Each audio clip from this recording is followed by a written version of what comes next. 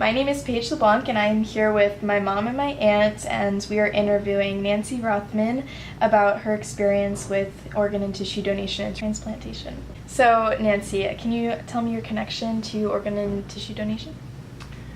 First, I want to say thank you. It's an honor to be interviewed and be a part of your project. Thank you for coming. I think that any way possible that the message gets out is amazing, and it's great to have someone your age and doing it for the project you're doing and the reason you're doing. I think it's really tremendous. So congratulations Thank on you that. very much. I can't wait to hear it and be able to share it on our website and our Facebook page and all that. Yeah. Thank you. 6.5 years ago, our then 12-year-old daughter, Emma, arrested in her doctor's office during a blood test for mono. Emma hadn't been feeling well on and off for the month of March, which I'm sure you know doesn't really have a lot of school holidays, so it's really very germy in school. So she was in school for 2 days, out a day, in school for 3 days, and the Friday, Saturday, and Sunday before that fateful Monday, she really was exhausted and napped all the time, and that wasn't Emma. Emma was pretty much on the go. We took her to our pediatrician on Saturday, and they said her heart was beating a little bit fast, and if she didn't feel well, to bring her back on Monday to do some blood work, and we'll test her. I went to work in New York City on Monday. We live in Cranford, New Jersey. And at 9 o'clock in the morning, I got a phone call from our doctor saying, "Nance, it's really, really bad. You got to get here." Emma had arrested as soon as they pricked her. There was like no cardiac output. Her legs and her feet and her hands, everything was ice cold. Fast forward, I managed to get to the hospital. My husband Emma was in a induced coma, all tubed up, and I kept thinking to myself, the last thing I said to her was, after your blood test, you're going to go get ice cream. It's okay. Just get through it. Just close your eyes and get through it. And I didn't remember whether I had said much more than that, and that was very upsetting to me. Yeah. Everything that had to happen for Emma happened in an amazing, almost miraculous way. It was a Monday, and at Newark Beth Israel, which was the hospital she was at, there was an electrocardio doctor who only came in on Monday. So he was able to examine her and look at her, and he came to us and said, at the time, Newark Beth Israel did not have a pediatric cardiac program. And he said, I don't have any children, but if I had a child, I would want her or them to be treated at Columbia Presbyterian in New York City. Do I have your permission to call them? And we were in such a state of shock. Of course we said yes. Yeah. So within an hour, a surgical rig arrived at the hospital from Columbia with a surgeon on it, a whole team, because they didn't know what condition Emma would be during transport. About an hour and a half later, we followed the ambulance into the city without anything. I had my laptop with me because I have no idea why I thought to bring it out of my office, and my charger, and we made phone calls to our parents saying, Emma's really sick, we're on our way into the city. We got to the hospital around 5:30, and from 5:30 to 1 o'clock in the morning, there were tons of doctors in her room. We weren't allowed in it. Her head was at the opposite end so that they could get to her chest easily. And we soon realized the sound of a code. And Emma was coding all the time, and if she wasn't coding, she was trying to fight the medicine and trying to sit up. And I kept saying, oh my God, does she know what's going on? And they kept promising me she wasn't going to remember any of it. At 1 o'clock in the morning, a team of about 12 doctors sat with my husband and I and my brother-in-law and our pediatrician who was with us and said her heart is the size of a soccer ball. But we're going to see if we can treat it by medication or what we can do. And at 1 o'clock on Tuesday afternoon, they said that she needed a heart transplant, and they wanted to know whether we would consent to list her. And of course we said yes. So ultimately, Emma's diagnosis was hypertrophic cardiomyopathy, which cardiomyopathy is the thickening of the heart muscle, and hypertrophic obviously is the enlargement. Yeah. So at 12 years old, we really thought that she was going through puberty, but her chest had started to deform in a way to make room for it, which we had no idea. So the whole thing really was quite a shock. They fast forward our listing. She was a perfect candidate. All her other organs were in great shape. She was the right blood type, the right size, and she was listed Wednesday at 11:17 in the morning. And 17 hours later, a heart became available. That's great. And early Friday morning, she received her transplant. So from Monday to Friday, our whole entire world changed. And Emma was in a coma. So on Saturday evening, when they started to pull back sedation, she sort of woke up and had no idea where she was, and only knew that her mother and her aunt, who lives in Chicago, were sitting and staring at her. Tears started, saying, "You're okay, we'll explain. But she did, her eyes darted around, and she saw that there was a happy birthday Aunt Steph sign. And she started whispering, singing happy birthday. She couldn't talk because she had been intubated for so long. And that was really the first moment that I knew she was still our Emma. Yeah. Without even realizing it, I didn't know what to expect when she came out of surgery, whether she would be different in that capacity. I hadn't really thought about it, but I realized that after she knew who was there and she started singing, so to speak, it was very emotional. The other funny sort of thing that happened was they were trying to change her dressing or change her linens, and she has a lovey blanket that everybody has, and it was missing. And my husband and I said, "You can't put anything out of this room until we find this blanket, because if we can't find it." So I had to get suited up with gloves and 2 other attending physicians' moms. We were like laundry diving, trying to find this blanket, which ultimately was stuffed underneath her pillow. Oh my gosh. But after that, my husband wanted to change his shirt, and he was in the room, and he started to change his shirt. And Emma looked at him like, really? Are you going to do this right now? And our pediatrician, we were hysterical laughing. And that's when we really knew that her sense of fun and her capacity to still be Emma was Emma. And that was a great relief. And I think that all of us felt that way. We had no idea, because as many, and I'm sure you've heard from the other interviews, people have been sick since they were born, or this was all brand new to us. We had no idea what to expect, they handed me these 2 white binders, and I walked around for a day holding them, and finally somebody took them away from them and said, "You're not going to read these for a long time." But I just was holding on to them thinking, okay, these have information for me that I have to learn. Emma, miraculously, by Tuesday was out of bed. By Wednesday she was walking, and Thursday we were moved to the step-down floor, and she was home by the following Tuesday. So our whole world and her whole world changed in 15 days. We were in and out of the hospital. When Emma was told about her transplant, she was told that it was up to her how she defined herself. She could be Emma, the heart transplant recipient. At the time she was playing soccer. I could be a soccer player. I could be Emma this, Emma that, or I could be Emma whatever I want. And that was very empowering to her, in the fact that it gave her a sense of control.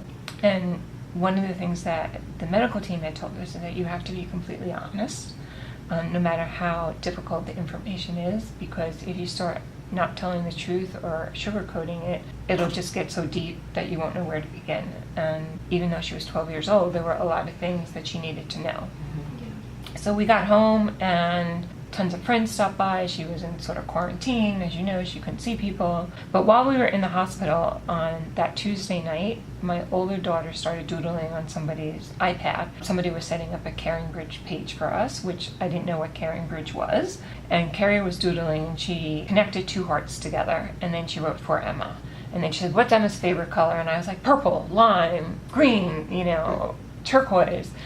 And that's how our logo ultimately. I am partner in a very, very small embroidery business, and our community started, everybody got a purple t-shirt, and it was embroidered with our logo, and on the back of it, it said, the power of Emma, because everybody, was praying and rallying against us.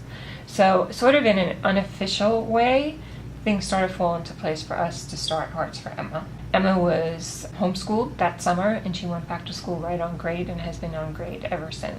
And I'm very, very happy to say that she graduated high school this past June, and in September will be going away to school. And she follows her protocol. She takes meds twice a day. She will be responsible for ordering her medications and having them shipped to her.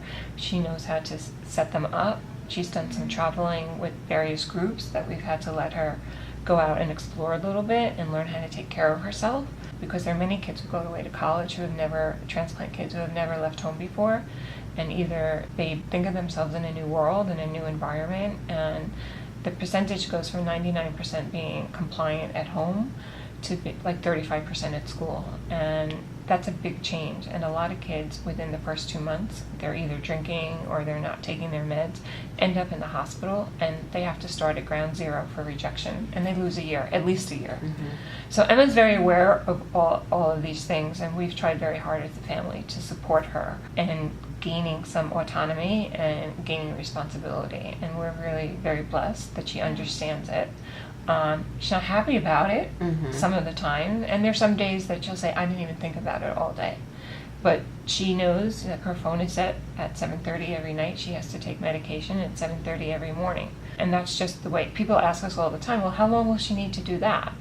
And forever. Her heart is always going to be in a delicate balance in her body. And the medication and her kidneys sort of are that regulator of it. So even though she looks healthy, she's almost 5'8", she's, looks great, she has heart disease. And that's a big fallacy, that people think as soon as they get a transplant that they're cured and they no longer have liver disease, heart disease, kidney disease. But it's absolutely not true. I mean, for the rest of her life, Emma will have to have special checkups and special angiograms and biopsies to really make sure that her heart is functioning properly, and that her kidneys also, because your kidneys are a big part of the transplant, as their function is to filter out, the unwanted toxins. And her heart is an unwanted organ at this point, so that's kind of something that you have to learn to live with, which at times is difficult. So how much have you known about organ donation before all this happened? Before Emma's transplant, I was a Czech donor on my driver's license. Yeah. I just thought it was the socially conscious right thing to do, but I had never, I had heard of people, he's a liver transplant recipient, but I did not know anybody directly. So learning about it all was very, very overwhelming. When they brought her med bag to us on the 6th floor, and we had to learn what each medication was, and especially for the first 8 weeks, her medications were changing every time she had blood work. And it was like, okay, this one's rejection, no, this one's blood thinner, we need 0.5 here, no, it's 2.5 today. It was very, very overwhelming.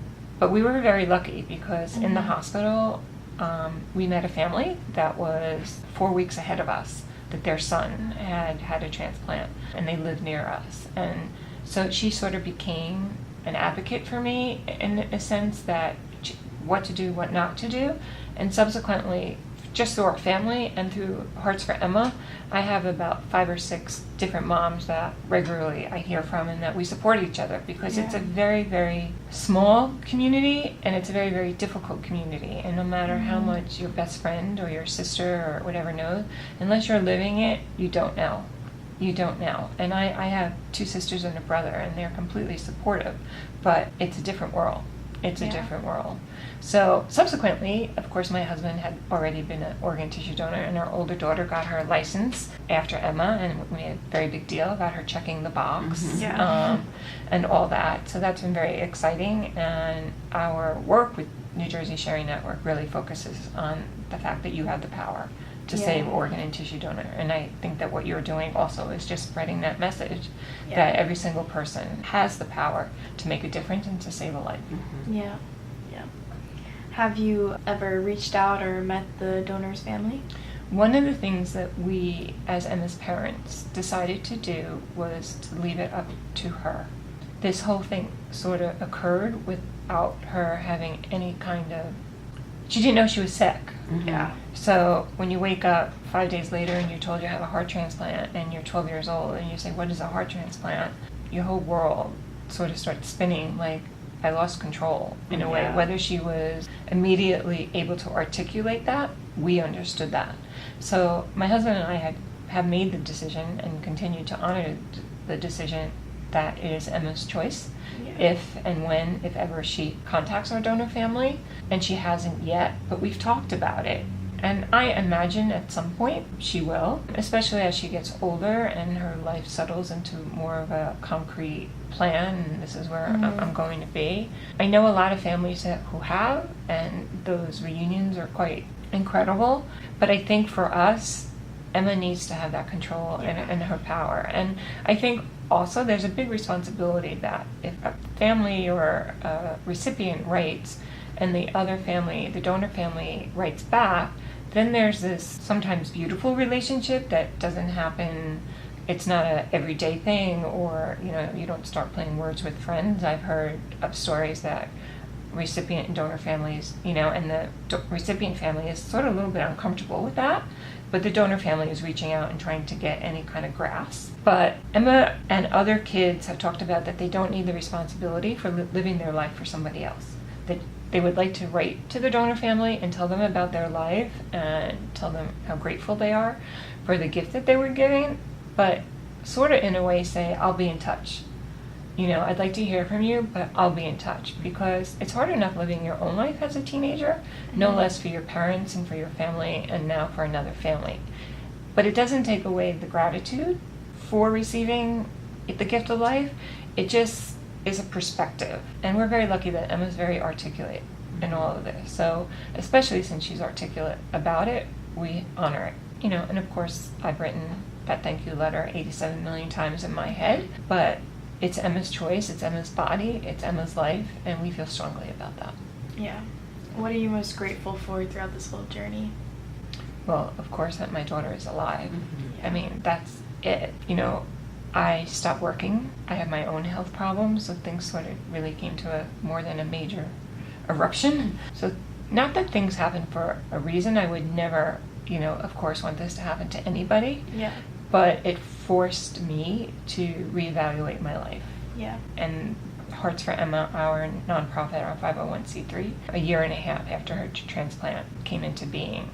So I never thought at my age I would be head of a nonprofit and I would be running a nonprofit. I had a very successful career in a whole completely different industry, which is long gone at this point, and I don't really care. My passion is to take care of my family and to be the best mom that I can be and help others and pay it forward. Because when we were in the hospital, every night we had between 40 and 60 people with us.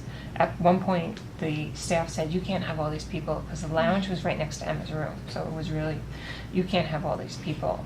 And we very readily, at 2 o'clock in the morning, realized that there were a lot of people on the unit that did not have visitors and they were from out of town. They were not able to be there all the time because of job requirements, and that we were very lucky.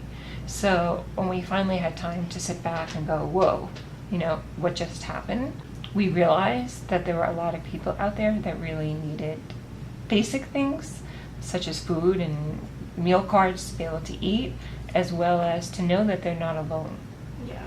So Hearts for Emma, on that capacity, we sort of have a dual mission. It's education, which is you have the power, but it's also taking care of at bedside. We sort of call our work bedside giving, and take care of the whole family, because we all know that it's not just the patient, but the whole family's going through it. And the family's not any good if they're worrying about their job or they don't know if they're going to be able to eat. And if we can give them a gift card for Dallas Barbecue across the street and they could feed 4 people, that's huge. Yeah. And once a month we host a catered breakfast, and we've been told that some of those families didn't have fruit since the last time we were there. And patients are in often for a very, very, very, very long time. Yeah. So anything that we can do to help these families, we try to. Yeah.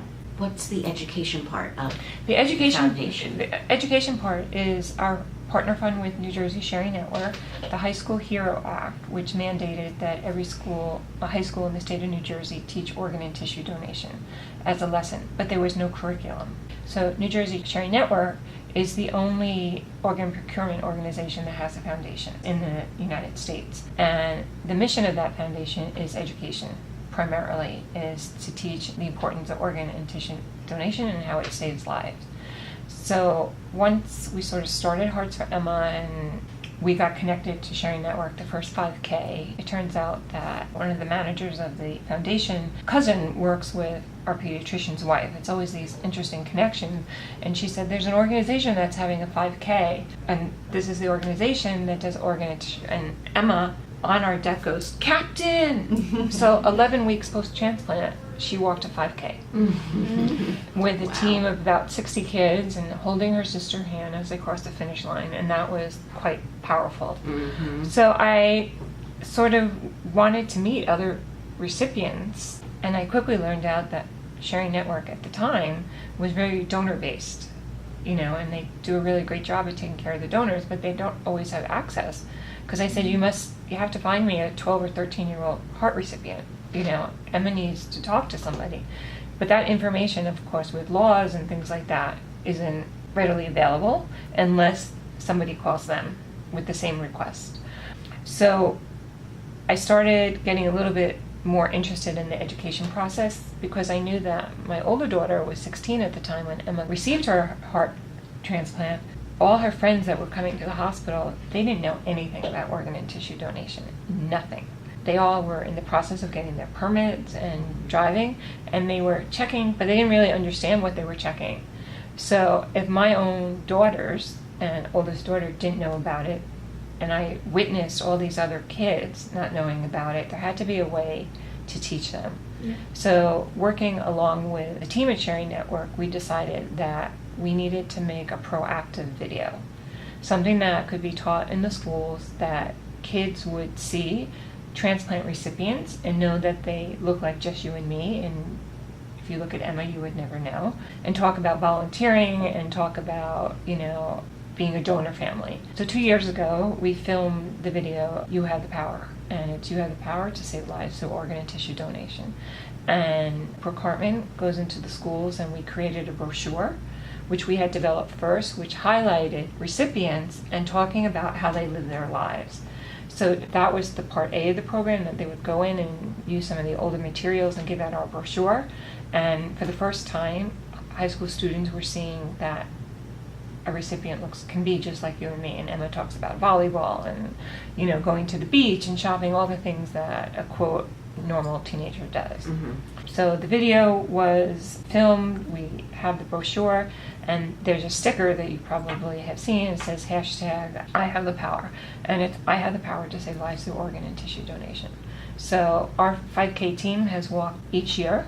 It's a really great way for Emma to involve her friends because there's not an age limit. Our organization holds one major fundraiser a year in November, and it's an adult fundraiser.